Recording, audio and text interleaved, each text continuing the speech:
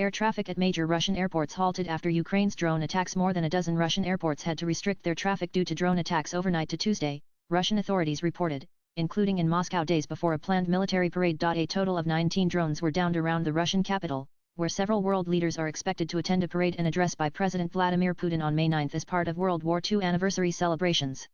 Authorities said flight restrictions were introduced at 4 airports in Moscow, Russian news agencies reported, citing the Federal Air Transport Agency. Though traffic at the city's main Sheremetyevo airport remained largely unaffected. Airports were also affected in other cities including Volgograd and Nizhny Novgorod. In a post on Telegram, Moscow Mayor Sergei Sobyanin said debris had fallen on a major avenue in southern Moscow but there was no damage or casualties in the city. Russian media broadcast images of a cracked supermarket window and a blackened residential building facade. The governors of Voronezh and Penza reported that 18 and 10 Ukrainian drones had been intercepted in their regions respectively, without causing any casualties. In the Kursk region, Acting Governor Alexander Kinchtine said an attack was carried out on an electrical substation in the city of Rylsk late Monday, injuring 2 teenagers. As a result of the attack on the city, 2 transformers were damaged.